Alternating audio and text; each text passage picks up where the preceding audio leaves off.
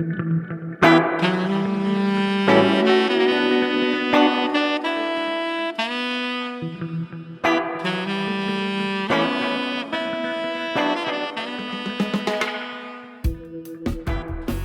listening to the Speaking Tongues podcast. I'm your host, El Charisse. Each week, I sit down to a conversation with multilinguals where we discuss and celebrate language, life, and culture through our own perspectives. Episode 86, Speaking Jamaican Patois.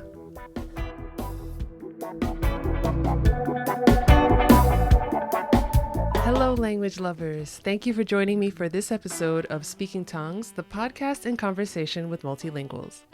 My guest today is Raul Blaze, a man of many talents, including radio show host, workout instructor, social media personality, and most recently, poet.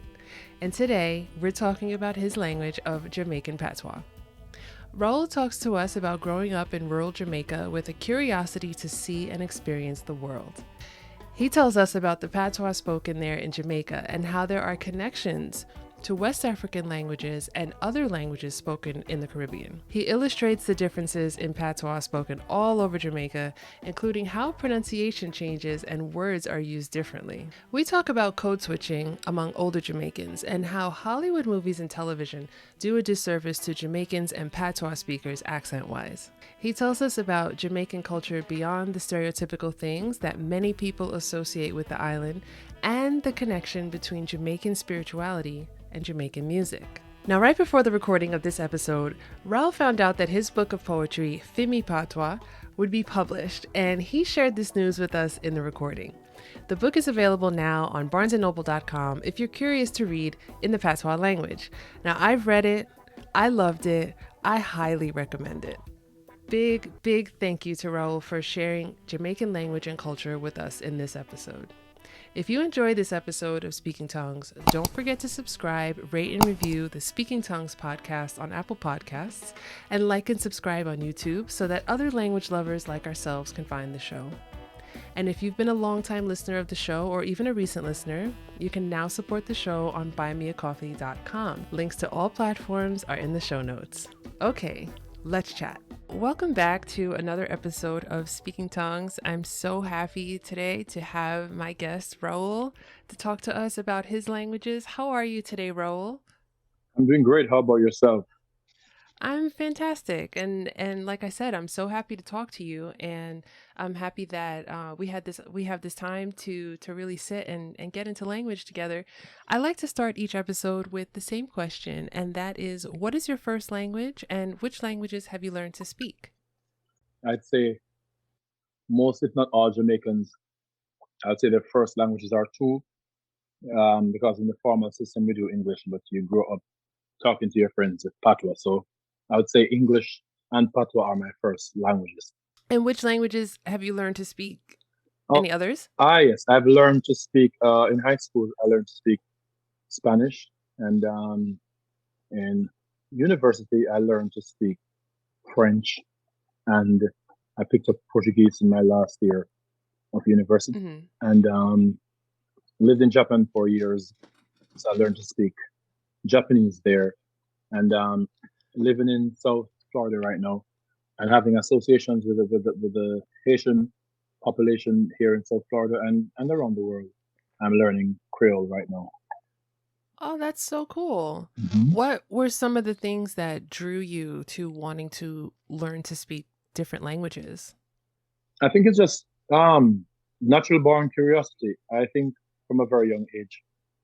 I grew up in a place called Smithville, Clarendon, which is rural, one of the most rural places in Jamaica. And I've always been interested in trying to find out what was beyond my small district, as they call it.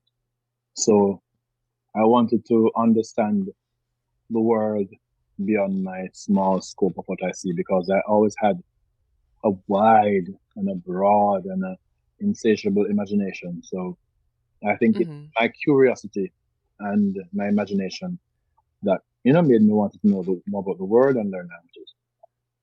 How is your knowledge of so many different languages, and especially, living in Japan and having that opportunity, What was that experience like as you were able to pick up these languages and start communicating with people who have backgrounds so different than yours?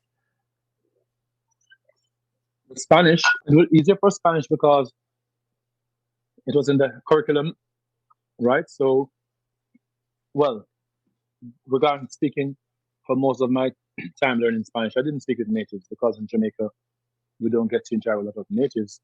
However, when I got to university, our professors were predominantly Cuban and I had Colombian and Chilean, but that was my first ability to interact with natives, being on campus, doing Spanish literature and languages, and then we'd have events with the Spanish Club of the University of the West Indies, Mona, in Kingston, Hmm. and we had a thing called Noche Latina, which is Latin night, a once a year put on is it with the Modern Languages Department, and we'd extend the invitation to the embassies in Kingston or the consulates, and they would they would come by, and that was my first interaction with natives in Spanish. I taught Spanish, but that wasn't communicating with natives. When I came to Florida,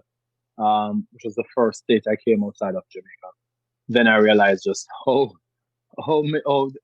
important it was to speak Spanish living in Florida. Because Hmm. when you fly into Miami International Airport, it's predominantly like it's almost like you're flying into Guadalajara or you're to Havana, because people, if you don't speak Spanish, it seems so weird to them, like because if you're going to a Spanish speaking country and not landing in an English speaking country. And with French, it was the same thing. I didn't have much experience speaking with natives in French, but it was the same thing. I was the vice president of the French Society of University of West Indies, and my lecturers again were from Guadeloupe and Haiti and from Paris, France, and I would speak to my professors. And now, every now and then, when I travel, when I was in Japan, I would come across French-speaking people who needed directions or just regular conversation. And with Portuguese now, the same thing. Speaking to my professor and being in Florida, communicating when I hear someone say "Eu falo português," I speak Portuguese. I get into a conversation with them. With Japanese, my most natural approach to language learning and immersion was Japan, of course, because I was after learning to speak all these other languages, I was thrust in a situation where I didn't speak the language of that country. So that was the ironic part. I learned languages, but not the language of the first country I lived outside of my country. So uh, it was very ironic. And then, so I speak out of other languages I speak, even though I'm good at them. I'm I speak Japanese more naturally. Not that it's my best, but it's more natural because I learned Japanese by living in Japan. And with regard to the Creole now, I'm learning it the same way from people in South Florida speaking it on the street. So that's Hmm. long story of how I communicate with natives and different backgrounds. I think that's so interesting how we're able to if we live someplace else and we have to learn the language quickly in order to survive, once we're out of that situation, it's like that's the language that we can recall the fastest. Do you have that where like Japanese is maybe the first language that you can recall really quickly because you had to do it at one point in order to get by in Japan? A matter of fact, I've never thought about it until when you were saying it, I thought, I'm like, whoa, I've never been able to articulate it, but I've thought about it because even though I speak Spanish fluently, my degrees in Spanish, I did Spanish literature and languages. I've written in Spanish. I've translated. I've done everything. But Japanese comes more naturally because it was a more based on necessity, and I lived there, so Japanese rolls off my tongue way naturally than Spanish and other languages. And even the other day when I was at my Zumba class, just Friday, um, I realized that there was an Asian um, girl in my class dancing, and because every time I see someone Asian, I wish they're Japanese so I can get to use that. But you don't have the luck. In South Florida, most of the Asian people you see are Chinese. That's anywhere in the world. Chinese or Vietnamese, but Japanese people don't really. wouldn't be living down here in Florida. But she was dancing when she walked up. I said, "Nihonjin desu ka?" Which means, "Are you Japanese?" And she said, "What?" Excuse me. I said, "Nihonjin desu ka?" She said, "Yes." She was so happy. She jumped like she was surprised. Like, "Did you ask me if I'm Japanese in Japanese?" And I told her in the middle of the class. We'll talk later because I lived there, and she got so excited. And and later on of the class, we had an hour conversation in Japanese because she was glad to be able to speak the language that rolled off her tongue, and I was glad to speak the language that rolled off my tongue based on the fact that I lived there. You know what I'm saying? I'm happy you had that experience. That must have put such a smile on your face. And she was happy because she just moved here, but she doesn't really have anyone to speak. And even though she said she enjoys speaking English, but there's nothing like speaking her own language. So Hmm. I was glad and she was glad. Yeah. So we were both glad together. So I want to ask you about patois. Mm-hmm. And I just want to preface by saying, like, I grew up, born and raised in New York City, and I've listened to a lot of Jamaican patois over time. I am not Jamaican by heritage, but I just love listening to people speaking patois with one another. And, obviously we hear it in the music that we all love, and certain parts of the city you hear it more frequently than others. But if I would love to know about the language, and maybe what some of the are there languages that have influenced patois? Are there any similarities that patois has to other languages spoken in the Caribbean region? And just, tell me what you know about Jamaican patois. Okay, first of all, patois is, I would say, the words on patois are, I would say, almost 90% um, from English. The words are words. The English words on patois, we just pronounce them differently, and that pronunciation comes from an African descent. If you realize, all countries where that were colonized, colonization was a terrible thing. But in all countries that were colonized, the people who speak a dialect of that language of the colonizers, regardless of what language is it, whether they were colonized by French or or Spanish or English, the language that they speak all have this, I would say, this roughness to them, this Mm, the strength on their vowels, the U's and the K's, and that, I think, that is the link that the languages have with West Africa, because even 95% of it is from English, even the way we use our sentences with English words are different, and they can be traced back to West Africa. The other words, a lot of words now are directly from West Africa themselves. I realized that Dopi, which is ghost or demon or whatever, it's come from Dope, from from Congo. And mm, the main region that our words come from are the Asante tribe, Twi language, Congo, and that West African era. So words like, even like, we have Patu for owl, and I was speaking to my friend from Haiti, and I realized that he was listening to this thing called Gede.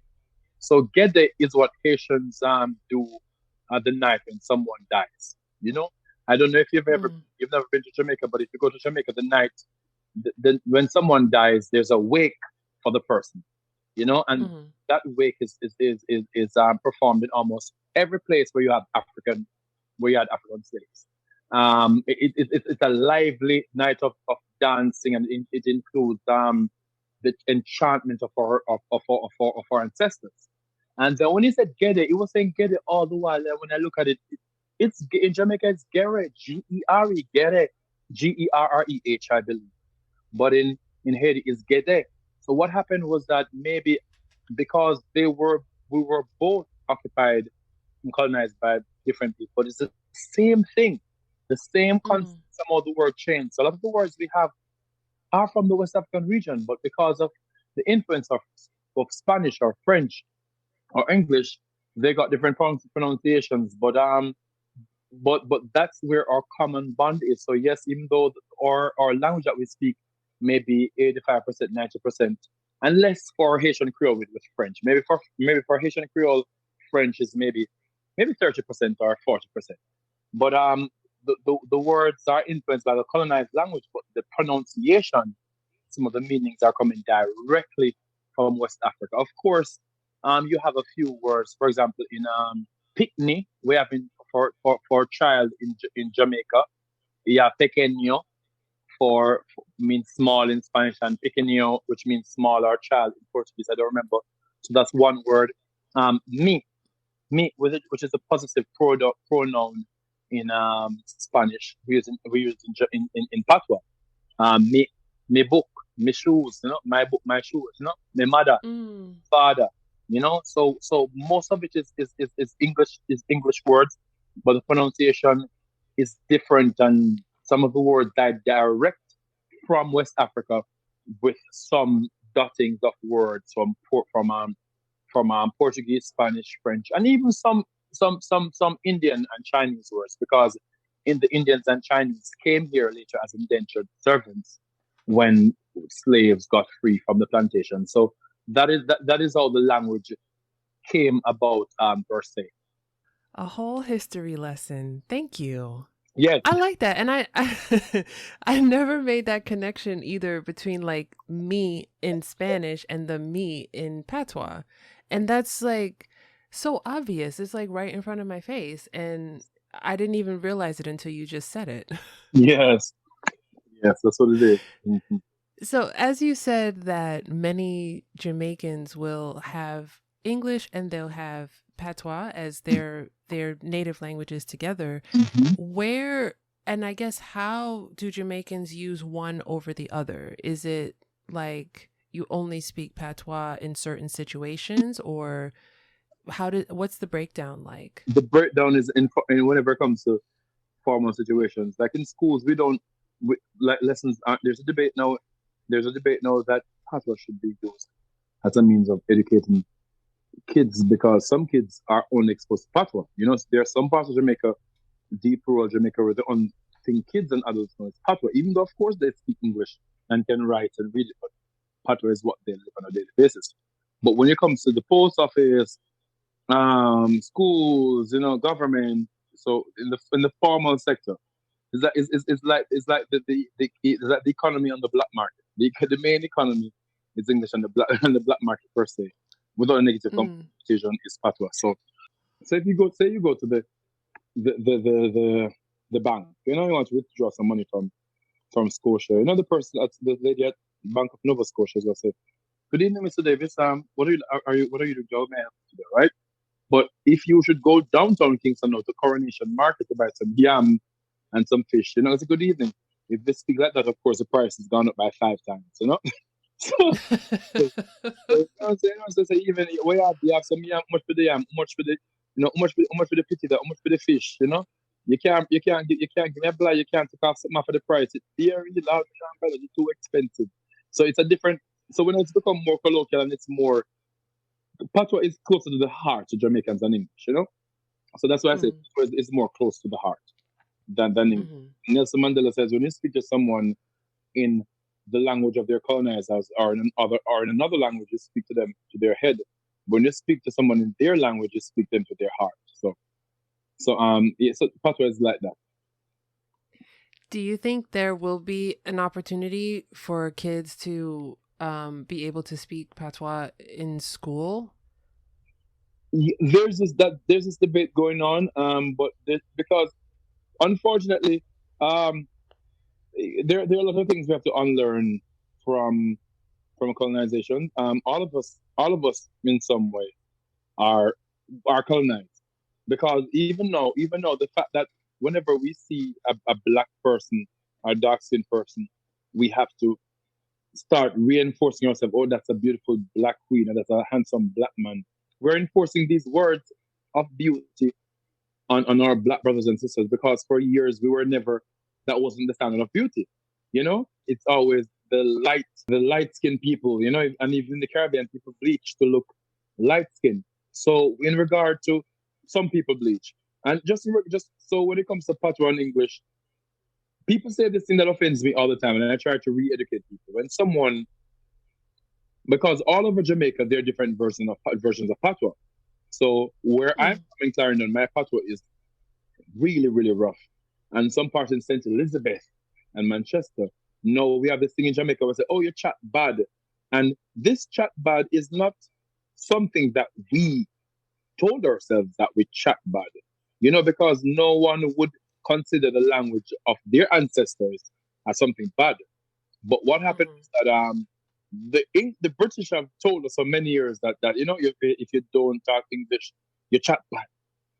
So we believe it now. When you hear something 1,000 times, to believe it because that's what we do. So if someone from St. Elizabeth come and speak a certain way or Clarendon and say, "Lord, you chat body." However, if you speak perfect English, you talk good. And that is something, one example of mental slavery that we don't notice it. We don't stop and say, why is speaking the language of my colonizer is a good thing, but speaking the language that is made by us bad, that is something that's colonized. So when it comes to teaching in school, there's a big debate of, Lord, you'll teach your kids them to chat bad, which is a very, very mentally enslaved mentality to have in the first place. And people believe that if you teach the kids patois, they won't learn English because we're thinking that our kids are not going to learn English if we talk patois. That is rubbish because kids can be bilingual. Kids are the smartest thing. We're not counting on how smart kids can be, and there's no proof that has ever been shown that by teaching something else, while being exposed to other, that the kids will lose it. So there's this idea that they want to teach it in schools, but it will get a fight back because we we Jamaicans have been convinced by the devils who colonize that our language is the bad thing and theirs is the good thing. So Mm-hmm. that's the struggle with trying to have um, patois being taught in schools because our own Jamaican people would be against it. Not because we were originally against it, but we've been told for hundreds of years that everything we do is bad and everything that is formal in English is good. Mm-hmm. I think that's something that I try to do, especially with this show, is just try to really highlight the patois and the Creole kind of languages because I think a lot of us, especially of Caribbean descent, Mhm.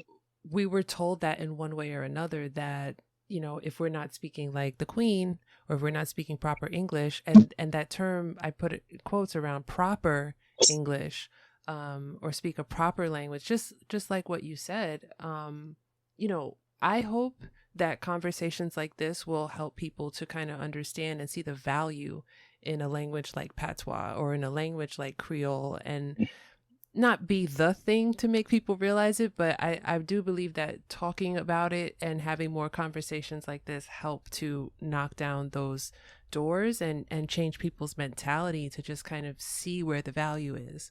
Um, so I'm really glad that you brought that up.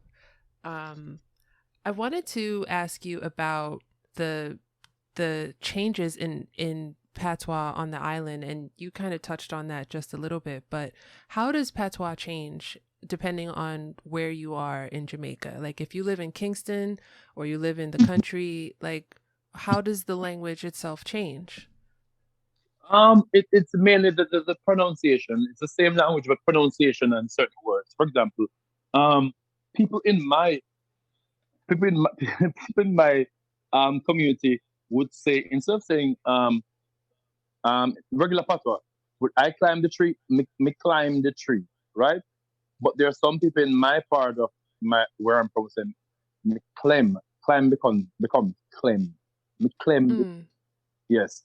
And in Sandal patois, people say um may I go down to the market to buy some tomato, But if you come from deep rural Jamaica, say may I go down to the market to buy some tomatoes.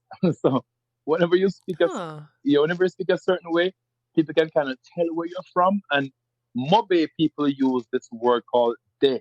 Western Jamaica use de as in am. So if I say I am going, which is me ago, or you are going, you ago, right? Montego Bay people or Western Jamaican people say me they go or him they go or you they go. So you can pick up words You can hear people use words, and if someone is not from Kingston, you know automatically because Kingston people speak patois with a little a little drawing of their words, and there's more slang in Kingston words. Like I could say something like "Me want our time you go." That is normal, right? But someone from Kingston Mm-hmm. say, "Our time you go," or someone or from what time you go, yeah, go over there. A little, little slang, yeah, go over there. So yeah, man, yeah, go over there later. Call the party I keep. Someone from deeper say, yeah, me I go over there later. Call the party I keep over there. Me want go. It's more, it's unrefined, and I don't mean a bad way. Refined as in oh people, oh we have our definition of refined, but it's not as flowing. It's more, it's rougher and richer. So you can hear someone speak and know that either they're not from Kingston or specifically where they're from. If I say something like, um, um, if I say like, if it wasn't for, if it wasn't for, the food, if it wasn't for Miss Blake, I wouldn't pass math, right? A regular standard part would be if I never for Miss Blake, wouldn't pass math. But someone like from my district and maybe other rural parts of Jamaica would say, if I name Wenfi, if I name Wenfi, Miss Blake wouldn't pass. If I name Wenfi, the cafeteria would I dead for hunt, If I name Mm-hmm. Wenfi, the preacher wouldn't baptize.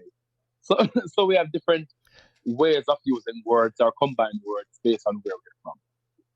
But Mm-hmm. same language. But it's just like you can pick out that hey, you're not from Kingston. And then now, apart from Kingston itself, you have the uptown patois, people from upper class Jamaica whose patois is different. Huh. Mm-hmm. That's a question that I wanted to ask you too. And this is just based on like my own personal encounters with Jamaican people living in the US.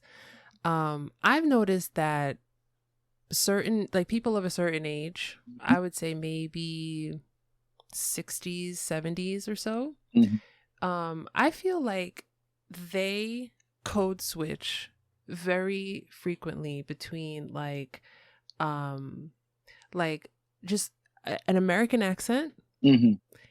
a Jamaican accent, Mm-hmm. and this like mix of like Jamaican British Yes. patois. Yeah. Do you notice that? They do. And those people are people who use what age range you said again? Older, right? A little bit older. Yeah, like 60s, 70s So age. so they were when Jamaica got independence in 1962. So even though we still learn British English, they were around when Jamaica were still officially under the crown per se, or a little bit after. So they can speak in that era per se, and they can speak normal patois, quote unquote, and they can, but and they those people of that age, they've been in the United States longer than like me and other people, so they can switch into a regular American accent. So those people, that's what they do. They can switch out of a sound like send me, yeah man, Jamaica come from, but they can also say, but wait, Jamaica you come from, man, have a little British thing to it. It's long time me not go Jamaica, because I can't wait to go Jamaica to have some nice ackee and saltfish. So here it's on patois, but it's like a British, right? So Mm. they can do that. And then can say, no man, me not care if you chat me patois, but sometimes one time me patois in a one different way. That's why me not care on my list. And they can talk like in an American English person. So that's why they talk like that, because they were around during that time of pre-independence and very, very early post-independence. They've been here a long Mm-hmm. but at the core, they are Jamaican, so they can chat. They can chat the patois like a real Jamaican smarty. Yeah. Mm-hmm. Mm. It's interesting because I had a colleague once who's older, and I would observe I would observe her, and she would speak to certain clients just with like a very like American accent. But then if it was, people came in to the office and they were also Jamaican, then she could get into the patois, and I loved listening to it. But then if there was ever someone who came in that was she wanted to impress, or someone that she wanted to, just really, give a great first impression, she'd always have that partially British, partially Jamaican accent. And I just thought it was like so interesting to be able to do that and to have those different levels. And I guess I was wondering also if that's common, for people to do that. And I'm thinking about it because it seemed to me that the register that she would have when she wanted to impress someone, particularly if it was like a white person, it would become this, like you said, uptown, so that really made me think about it too. It was just kind of like almost hiding the Jamaicanness in her voice. Yeah, So it's not necessarily, and that goes. It's not necessarily hiding or being ashamed of our Jamaicanness. But remember, it's go back to, as I told you, what we were taught. We were taught that proper means British. So even though we can't recognize it that we're doing that, but that's how we were socialized. Proper means British. So if we're gonna talk, we're gonna talk like that. And sometimes and also you hear me say also a while ago, my papa just and also if you are and if you when we go to standard English, because Jamaicans can code switch between English and Patois, but when we go to standard English, the English that comes from our mouth would be more British English than American.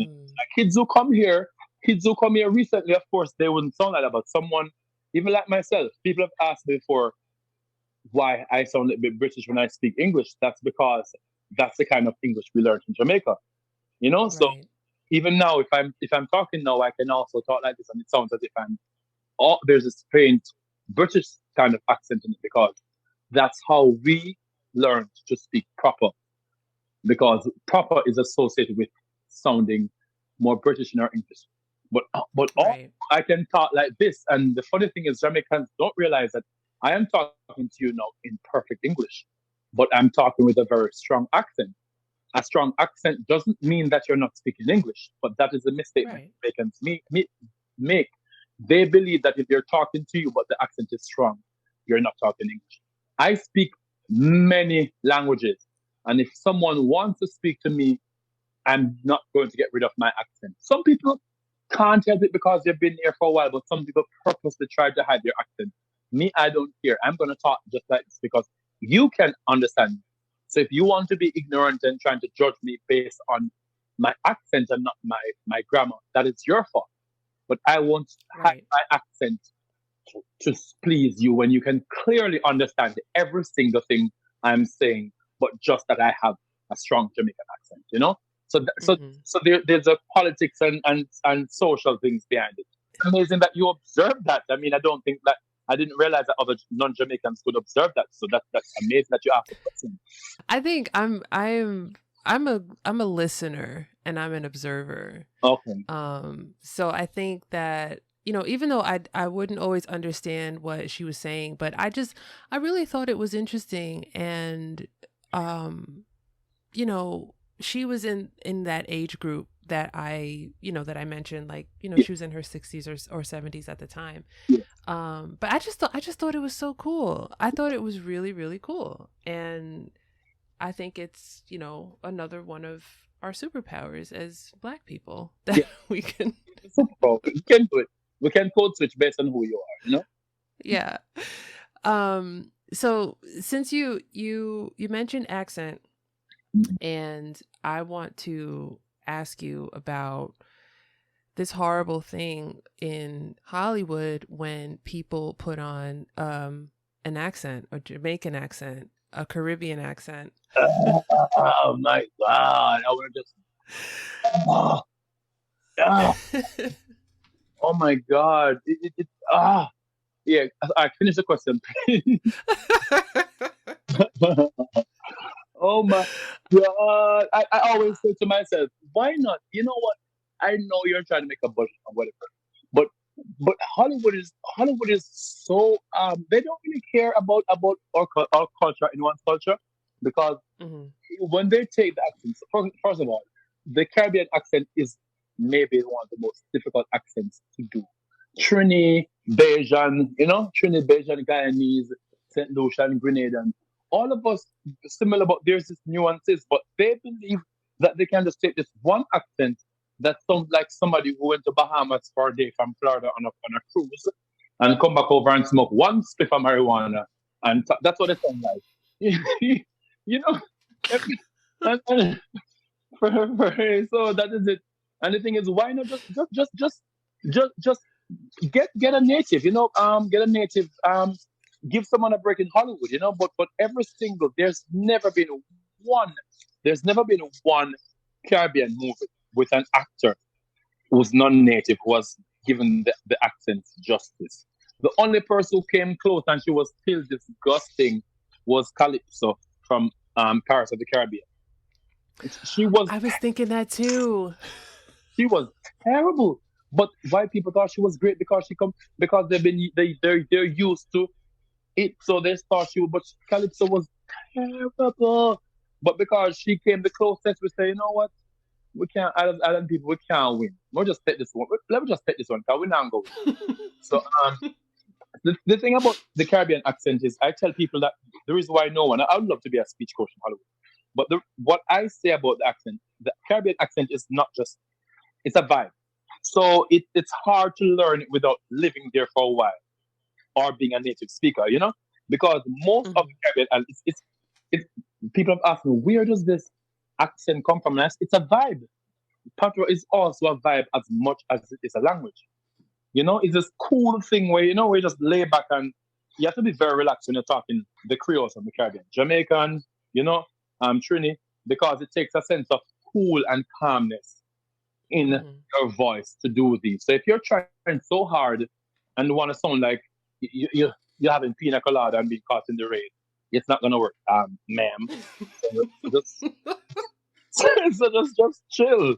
Give a young person, and if you want a white person, get a white person from the Caribbean. We have so much white people, but don't try us like that. Worth it. I totally agree with you. And you know what adds insult to what you said about Calypso? I think the actress who played her is British Jamaican.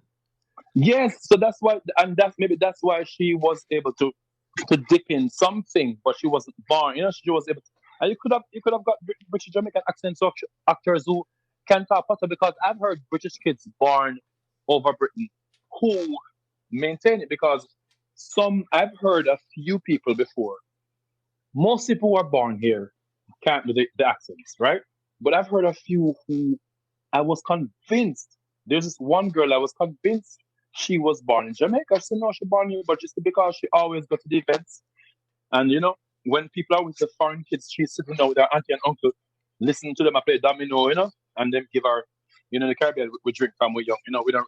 That's why Caribbean people don't really get drunk that much, because we've been having alcohol since we were like, yeah, head hurt, yeah, fever, some rum here, rub it on your head, drink it, Christmas time, the Christmas and Thanksgiving come, the Christmas cake alone, a rum cake full of rum. So, so they are around those people observing the culture, drinking the rum and eating the rum cake. So they're able to do the accent better than someone who's not exposed as much. In Jamaica, for anyone who's not been to Jamaica, including myself, unfortunately, I'm long overdue, because I have a girlfriend in Kingston who's like, what are you waiting for? Come visit already. I haven't had the opportunity. All are, because nowadays Kingston is like, each time I come back to Kingston, I'm like, so wait, you guys can't rest one night. You have to have something to do on every night in Kingston. So you're gonna love Kingston, So yeah. For people who have yet to visit the beautiful country of Jamaica, when we go there, are we likely to see patois written anywhere, on maybe street signs or in maybe on menus, or is it primarily a spoken language? Do you ever see it in like poetry or any literature or anything like that? So I wouldn't say the only, but the irony is that Jamaican is, even though Jamaica is known for patois, and people come to Jamaica because they want to hear, they want to hear patois, but it's not written anywhere. So you'll hear, but you won't see written. But or we consider this lady Louise Bennett. Louise Bennett is the mother of this is the mother of Jamaican Creole and poetry because when we were going to school, we did have the only reference we have is this book called Jamaica Lavish. Jamaica Lavish by the Honorable, the late um, O.D. Louise Bennett Coverley. She's known to Jamaicans by Miss Lou. She's everybody's auntie. She died. She would have been 100 this year. Miss Lou wrote a book called Jamaica Lavish, where everyone who's been to school in Jamaica has had to learn at least 3 of her poems. And even now, when they have competitions, if you go to a school in Jamaica, a primary school in Jamaica, what they call elementary school over here, and they're having any events, if someone comes and visit, one child would be performing a poem from Louise Bennett Coverley. So have you ever heard about her before? I haven't. Yeah, she is what. So if you're someone who's interested in patois, not the music, anything, your search with when it comes to writing and looking at the writing, your search should begin with Miss Lou. Miss Lou is the mother of Jamaican patois, and every kid in school has had to learn a Miss Lou poem. So she is what patois is. When you think of patois and who represents patois in writing, we have maybe just her, and you have other people now like Joan Andrea Hutchinson, who was at her to try to keep the fire alight. But because we didn't learn to write it, many people are afraid to do it. But we write it in our songs, the dancehall song. But it's so funny that you we are having this today because today, I don't know if I told you I was working on a book of poetry. My book of poetry is similar to that from Louise Bennett because she's my idol and everyone in Jamaica who wants to write. She's my idol, and I've been working on a book of 10 poems. It's called 10 Poems, 10 Proverbs and 1 Story. And I just got the text when I was on the bus before having this meeting that my manager told me that the book just got published today. So I didn't get time to market it because on Barnes and Noble she just saw that they just published it. So I'm gonna have to use. Today is the first time. You're the first person. No one knows it. I'm gonna post in about an hour. But my book, Raul. Yes. So congratulations. Thank you. So when it came out, I'm like, when I came on the call and my manager texted, I'm like, oh my god, my book. I searched in Barnes and Noble myself. I'm like, the book is called Tini Patois, and I saw my name and I'm like, oh my god, this is real. So I'm gonna have to. I'm like, oh yes, I'm gonna tell you, but it's so weird because it's still new to me that my book, written in the style of Louise Bennett, is released today when I'm having a podcast interview about patois. So yes, so added to Miss Lou, you can find written patois in poetry from Raul Davis, which Raul Blaze is my stage name, but Raul Blaze is my author's name as of today. Yes. Congratulations. I would clap, but you're not supposed to do that on a recording, but Yes, thank you. I'm so happy for you. I can't wait to check it out. This is so exciting. Yes, thank And you. I'm a really big it's interesting because like I love to read and I feel like there's so much that I want to read and I never see Caribbean authors as often as I feel like I should. So the last couple of years, I've really been making an effort to try to read authors from different parts of the Caribbean and support them and poets as well. So I'm so happy to support you. And for anyone listening, I would love to, I'm going to put a link to where they can get your book in the show notes because I believe in Caribbean authors and poets, and I think that we need to lift one another up and also pay attention to the literature that comes out of this rich region. It's so important. We actually have some great authors, Caribbean. We have oh my god, Claude McKay is a very rich, very good writer from the Caribbean, and also the Man Booker Prize about 2 years ago was from a Jamaican author. The history or the story of seven killings. It was Yes, Marlon. Marlon What was his name? Marlon something. Yes, so he wrote that Mm-hmm. about, I think it was election in 1980s, because unfortunately our elections in the past were very bloody, and so we have brilliant authors, but they don't get the space, and we have very Right. few other. And among that we have even fewer who write in the Caribbean jargon. So my book is completely in patois, and you can find them on the nobles. Yes, So excited for you. This is amazing. yes, yes.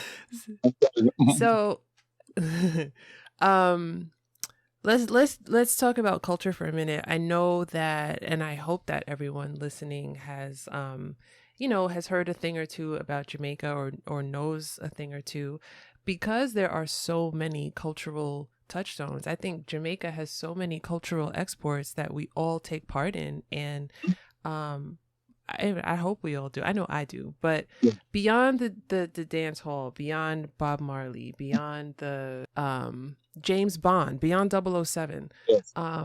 what are some things that you feel capture the heart and the spirit and the diversity of Jamaican people? Some things that, if you had an opportunity to tell someone about Mhm. Jamaica and what it really is about, that they may never even realize, like, what would you tell them? I would go back to music, because people don't know that apart from so reggae and dancehall are just the products of genres that came long before, like ska, which I see people have a ska from some other people. I'm like, that's not ska. Ska, you need to listen to real ska. So ska, um, ska, and rock steady, and mentor. But all of these are coming from our African roots, our music. What I would tell people to do is Google Kumina. Google Kumina music in Jamaica. Kumina or Dinky Mini. These are direct. When you look at them, you're listening to the sounds of West Africa, or Congo Mm, region, the Nigerian Delta. So I would say our music and our art, our music and our spirituality, because our music and our spirituality is tied together.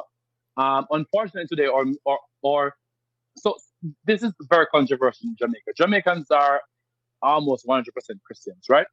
But if you mm, and it, I understand the controversial and controversial nature of it. And when I put it on whenever I talk about it on my page, I know I'm gonna get pushbacks. But the reason why we push back things is because we don't know. But sometimes when you've been doing something for a while and then someone comes with new information that sounds bad on that thing, you are going to be defensive. We are going to be mm, defensive, and with regard to how the music and so religion per se, the religion of our ancestors in West Africa are more along the lines of what voodoo is in Haiti, right? What Santeria mm, is in Hispanic, Afro-Hispanic cultures, and what in our culture called Obia. So Obia is demonized in Jamaica because there's Obia is devil's work and whatever. What happened to Obia is Obia went underground, and of course, anything that goes underground is gonna get see something as bad and evil, not demonic. But Obia is as characters of religions and spiritualities which are way older than Christianity or Islam. Because West Africa, mm, we as descendants of slaves don't know just how we weren't taught about our culture, but our culture, our history, language, and music goes so far way beyond European. So whenever you try to tell someone that, hey, like the way Christianity got to the West Africa and then the Caribbeans is through slavery. And people want to ask, people want to, as people, black people, we want to think that yes, this slavery was bad, discrimination was bad, taking away our land was bad, but don't talk about Christianity. So we are a spiritual people, and if what we used to do was taken away, we're going to latch on to what we were taught. In our minds, Christianity is the religion of our people. That is not true. Out of all the people who are practicing Christianity, West Africans are one of the latest, because the first attempt to bring Christianity to to to to, to our ancestors were by the Portuguese. The Portuguese failed because we were so strong in our spirituality, we didn't have anything to do with it. But after years of of the British coming back and trying to force it, and in the Caribbean, when we got here, even when we got to the Caribbean and America and the island, we weren't Christians. We were fighting to practice our African spirituality, right? But Mm-hmm. the colonizers knew that within our spiritualities was our strength. That was our strength, and they knew that if we continued, we could free ourselves. So they outlawed every worship of African spirituality. And the last thing that was outlawed was the drum, the West African drum in the late 1800s or 1700s, because they realized that when everything was was outlawed, the drum was still able to communicate the spirits and the messages across mountains in the colonies, right?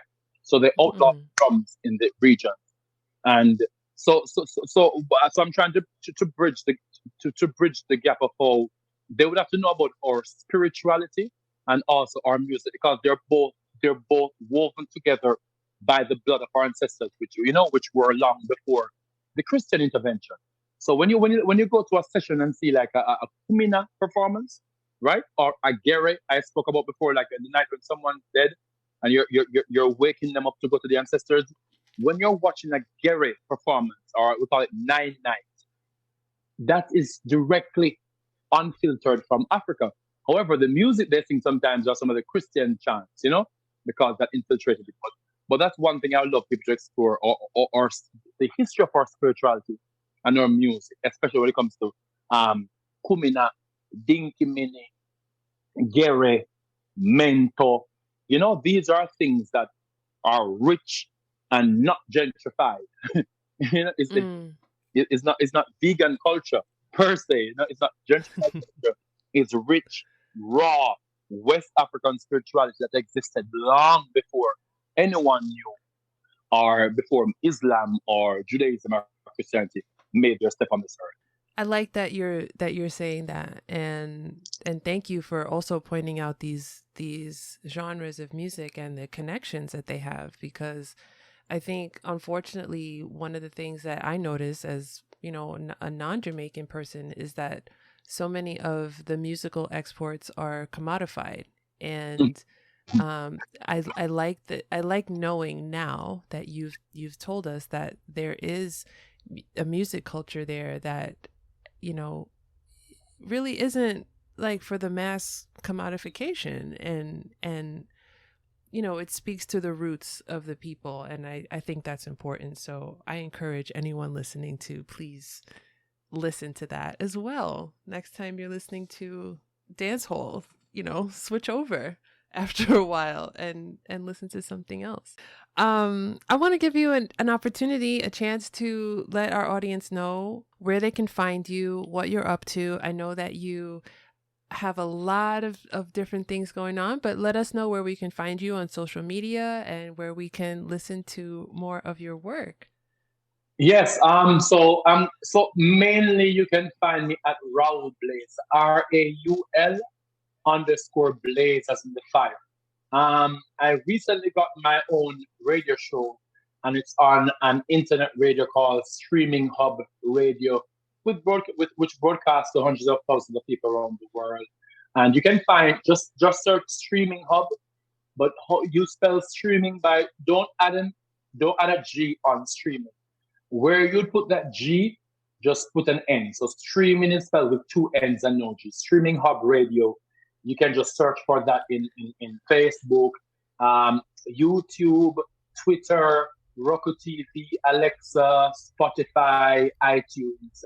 And I'm on the Raul Blaze show Tuesday, Wednesday, Thursday from 5 p.m. to 7 p.m. So I'm in the middle of the week, and and I'm on Streaming Hub Radio, and the show is called the Raul Blaze Show. So if you find me on social media, Facebook, Twitter, TikTok, my name is Raul Blaze, and then you might see me advertising where you can find the link to my show. And of course, I'm sure my book is available in other places, but because I'm absorbing the information while I'm on here with you, I searched while I was at the bus stop. I searched Barnes and Noble because I couldn't believe when I searched Raul A. Davis. So my entertainment name is Raul Blaze, but my name is Raul A. Davis, Raul Alistair Davis. So if you search Raul A. Davis on Barnes and Noble, you should be able to see my book, which is called Fimi Patois. I will add links to your show and your socials and to your book in the show notes for this episode so that anyone listening can click and find you and interact with your content right away.